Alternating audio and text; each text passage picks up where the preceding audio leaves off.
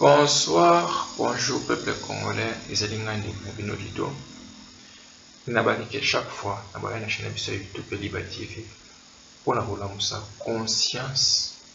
des peuples congolais, peuples africains, partout où vous allez dans le monde, la diaspora, partout où vous allez passer que tout comme les tant qu'Africains, Congolais, partout où vous allez, Bola Mouka, Ozoa, conscience, Yamaïda Bomoto. Parce que si les lieux se la passent comme on a Congolais, puis Africain, Azola Mouka Kate, Azoka conscience de Congolais Africain quand il passe, ou Yazanamo, Moutango, c'est des Samouza, Bamindi, les Européens, Nzokande, Bato, Baboma, Nasima, ya passe na biso ya malheur na biso, baza ko financer ba guerre, ko bomaka biso, ko pilla ka biso, ko détruire ba mboka na biso, ezali kaka bango ba mindele bato biso ba Africain ba Congolais, to tchaka confiance. Mais peuple congolais, peuple africain, lui la chaîne biso YouTube na ba ke chaque fois to boya awa, to ba lobela makambo ebele, makambo ya ba business, makambo ya ba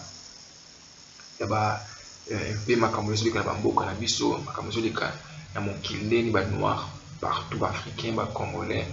ba noir baza ko vivre na mokili ndenge nini makambo ezoleka biso melo bamboka otovandi ndenge mondele atraitaka biso tula makambo wana nyonso tokoloba bango na chaîne biso ya YouTube. Mais lelo toyokoloba likambo oyo etali ambassadeur oyo akufi na Congo ndenge tozomona ke même na ba chaîne télévision na bango awa na poto na Europe na ba TV5 partout na ba chaîne na bango ba mindele ba européen baolakisa yango. Mais ntango biso ba Congolais ba africain tozokufa millions de personnes balobela yango eloko te, ça veut dire que makila moto mwindo africain eza na valeur te. Ça veut dire que yana ba moto mo ke tovai na ba mindele awa toyi ba mindele très bien, mondele atkala jamais kolinga moto mwindo, mondele alingaka biso ba africain ba Congolais mpona ba intérêt tellement mabele na biso eza riche eza na bomengo yango esalaka ye aza malamu adéveloppe même bamboka oyo tovandi parce que na bango butu moi ke mondele ba européen baza na eloko te na mabele na bango nyonso bazwi yango na Afrique mpe baza koyiba bango na bapays mosusu na mokili na monde kokende kofinansa baguerre koyiba bomengo na bato kokomisa yango ya bango. Ça veut dire mondele politique ne ezalaka bongo akei na bamboka bato acrée badivision ndenge ya kokabola peuple wana, surtout ça amoni ke mabele bino eza riche eza na bomengo ya akoya koprofite abomi bino kutu apille bino adétruire bino mpona ye azwa bomengo wana akomisa yango ye. Ça veut dire ke ekomi tanke bacongolais baafricain fo balamuka bazwa conscience ya mayele bomoto komona ke moto moko kaka ambassadeur akufi na kati ya Congo kotala ke partout na mokili bazolobela yango bachaîne na bango ya européen bazolobela yango ambassadeur akufi na Congo. Mais chaque fois bala biso bakufaka butu moi baloba eloko te. Mais komona ke bacongolais baafricain mosusu mpe eza mpasi bazoka conscience ya mayele bomoto te, bazokolobela mpe kaka toujours likambo wana. Ça veut dire ke epalanga kutu esengeli biso bacongolais baafricain kutu tosepela parce que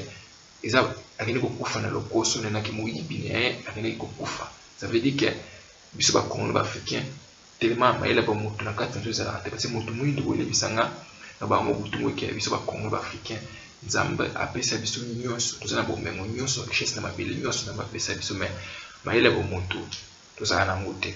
yango omoni ke africain congolais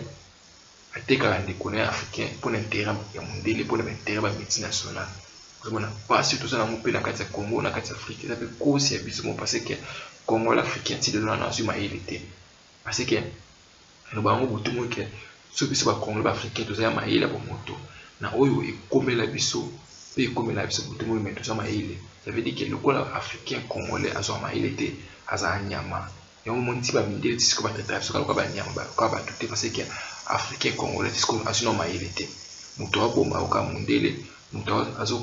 kofinanse baguerre na Afrique na Congo mpona yo africain congolais obénéficie na bomengo na yo te kaka bamindele. Ça veut dire ke africain kaka moto wana azokumisa obetele maboko. Ça veut dire ke congolais africain moto te ezali nyama